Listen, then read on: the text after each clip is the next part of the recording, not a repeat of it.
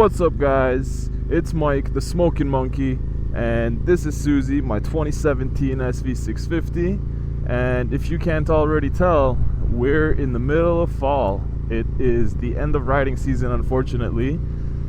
And although it looks beautiful outside, it is quite cold out here. Even though the colors are magnificent, it's actually not that fun to ride out here. Been riding for about 20 minutes and it's already starting to get pretty damn chilly, even though I'm wearing about 4 layers. Can't really help it. Once the wind gets under your skin, it's just gonna get cold. Oh, look at that. There's some nice red for you.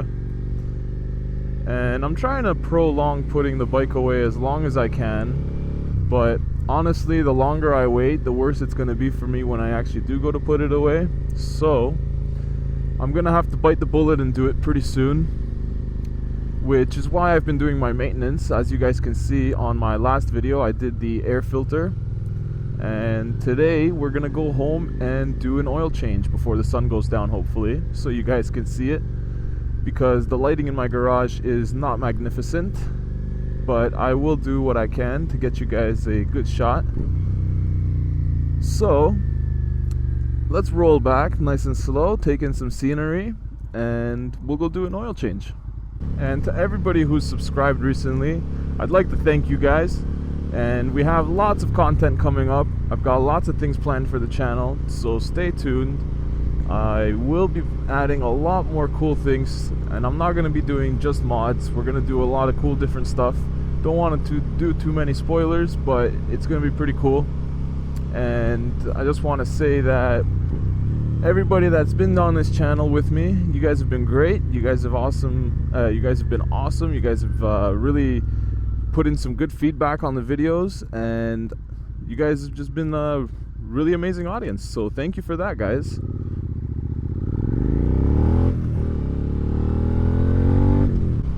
But even though I'm doing the oil change today, doesn't mean I'm going to be putting the motorcycle away today. I'm actually going to be waiting just a little bit longer, because I know that here in Canada the weather's kind of finicky. We get some warmer days. Even though it starts getting cold, we'll get a couple days of some decent weather, and I'm waiting for those. I'm going to go out, get a good couple shots for you guys, do some good videos, because I love riding, man. I just can't put the bike away yet. So hopefully we get a good couple days, maybe 1 or 2, but I'm going to be holding out and waiting for them.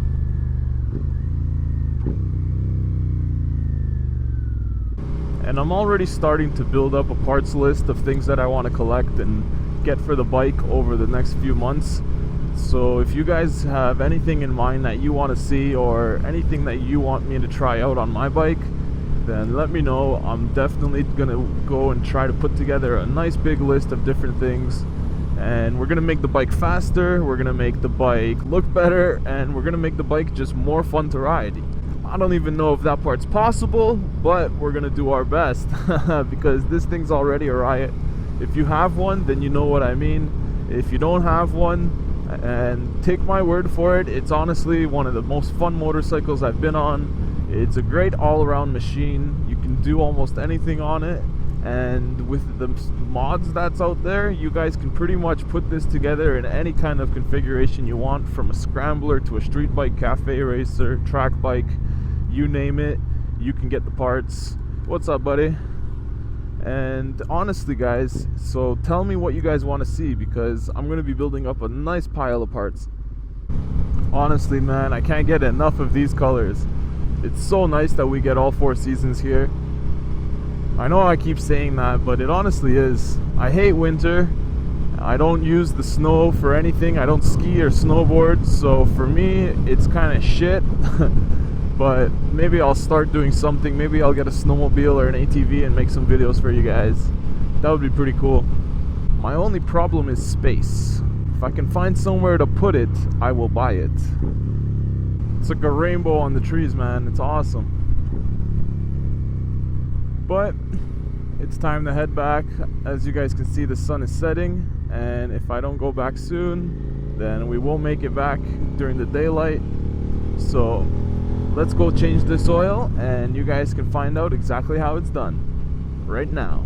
Alright guys, so now that we're back in the garage, I've got pretty much everything I need in this nice handy box. This is an oil change kit from Suzuki, and it actually covers a few makes and models. So when you go to your dealer or wherever you're buying your oil, make sure you get the right one. This one is actually for the SV650. You can see right here. Hopefully the camera picks that up for you guys. And it comes with everything you need, from the washer. It actually comes with the washer for many different models, so make sure you use the right one. I obviously know which one to use. I've done my oil change before, but for those of you that haven't done it, it is the smaller washer if you do buy this kit. If you just buy the oil and the washer from your dealer, then you'll only get one and you won't have to worry about which one is which, but it's going to be obvious to tell once you take your drain plug out. Comes with 3 quarts of oil, or 3 liters if you live in Canada like I do, and a pair of gloves so that you don't get dirty, and an oil filter, because obviously you're going to be wanting to change your filter every single time you change your oil. So the only tools that you're gonna need are a 14 mil wrench, and literally that's pretty much all you need, except for a drain bucket or a drain pan. When you're doing your oil change, you want to go up onto the bike, or you want to step up to the bike on the same side that your kickstand is on. And when you get here, everything is located nice and easy for you. Here's the oil filter, and your drain plug is actually right here, if you guys can see. So right below, I don't know exactly how to explain it for you, but it's before your O2 sensor. So the drain plug is the closest to the O2 sensor right here, and that's pretty much how you can tell.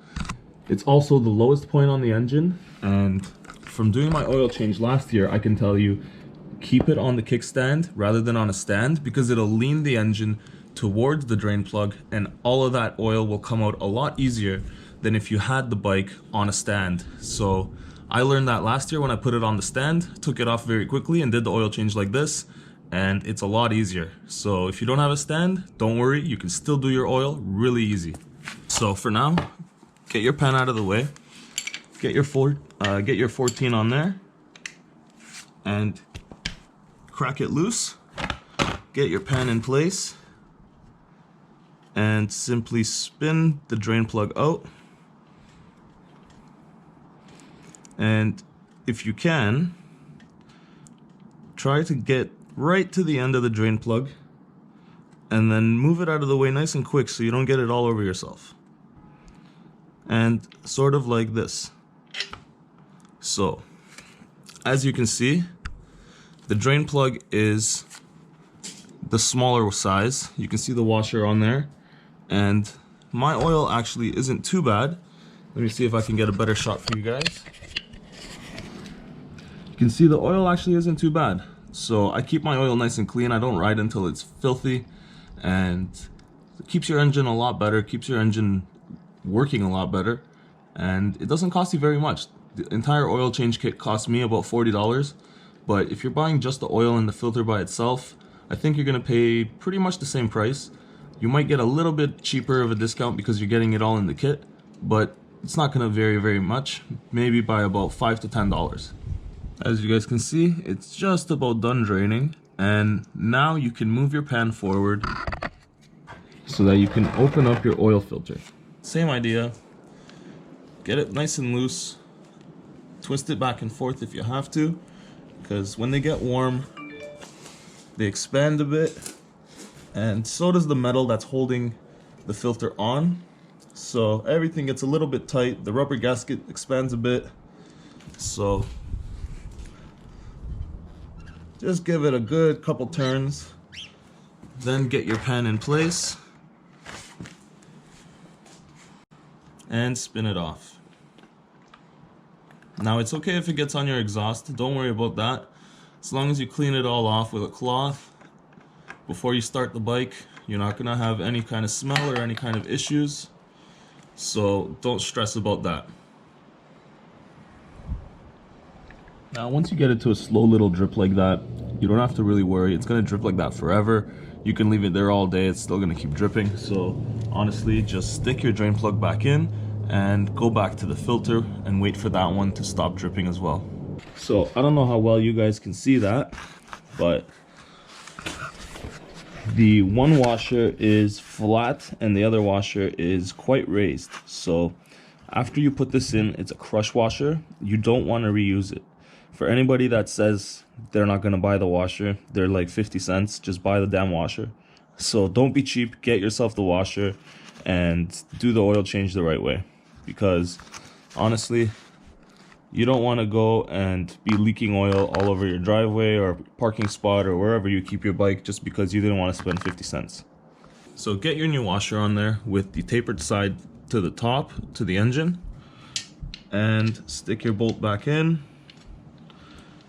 Now I know a lot of you will mention that I'm not using the gloves. To be honest with you, doing an oil change is not very labor intensive or a very dirty job. Once you get the oil out of the bike, you wash your hands, and pouring the oil in is pretty clean. So I didn't bother wasting the gloves because I enjoy working on bikes, I enjoy working on cars. This is something that I do all the time, and I don't really mind getting dirty. So get your oil plug back in there, spin it to as far as you can with your hand, and then put your wrench back on there.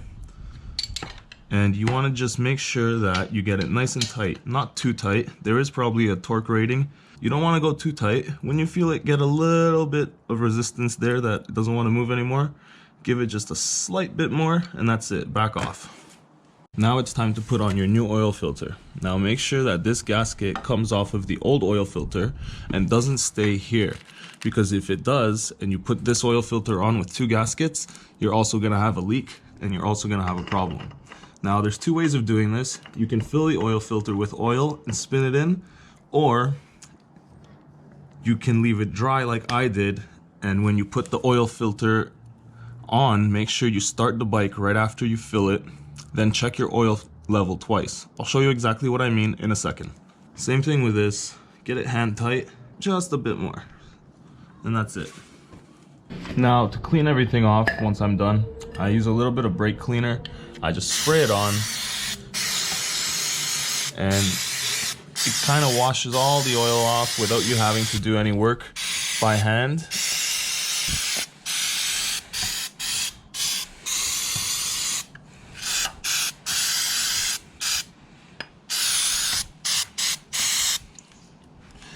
Now you do want to be careful because depending on what brand of brake cleaner you buy, it can dry out your gaskets and your seals. I make sure to buy the good stuff that does not, but as you can see how quick it evaporates, this stuff is nice at cleaning oil and residue off of a lot of different parts on your bike and on your car. But don't think this is a cleaner. Don't use this as a cleaner. This is more of something that you would use when you're working on the engine and taking apart different parts, and you want to clean parts because it's brake and parts cleaner. It's not motorcycle cleaner. So don't get it confused. All right, so let's get this stuff cleaned up and out of the way. Just save myself these gloves. So I put everything away and I spun the bike around because things were getting a little bit funny with the lighting because the sun's going down. As you can see, it's kind of crazy over there. But what you want to do is take out your filler cap, get your funnel, get your oil, and yeah, there's 4 bottles here because I'm using the rest of the oil that I had from last year, because why waste oil? And if you want a trick for getting your oil in there faster, because it likes to drain very slowly, as you can see, lift it out a bit so the funnel can breathe, and it drains a lot quicker.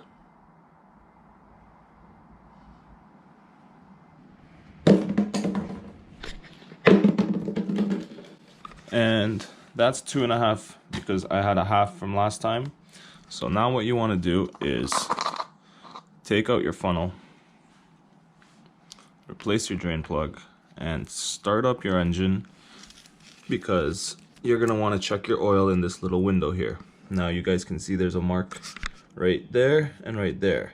There's a bottom, which is the minimum mark, and the top, which is the maximum mark. You want it to be between those two notches, not over or above, not over or below, I should say. And to check it properly, start the bike up, let that filter fill up, and then you can take a look at it once you get the bike level. So let's start her up.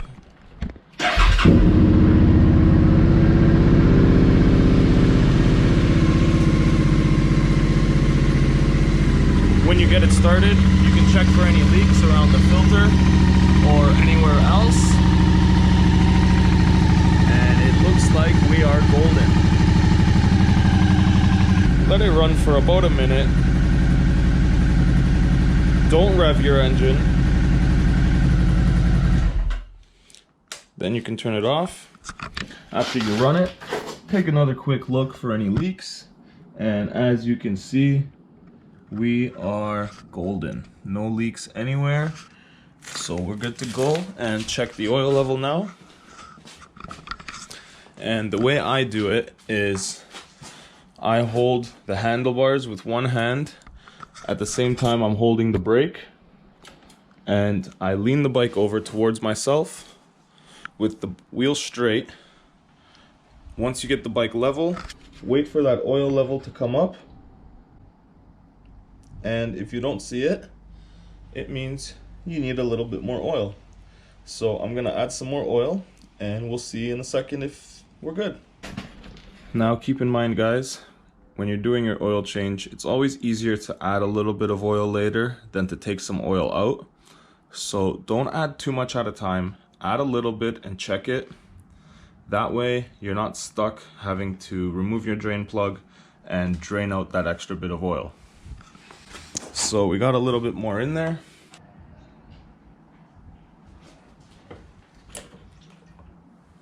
And it looks like she's still thirsty.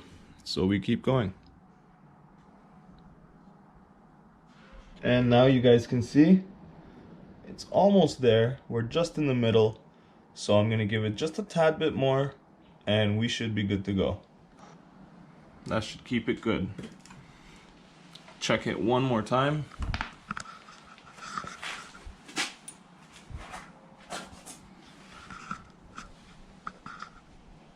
There, you see that oil level coming up.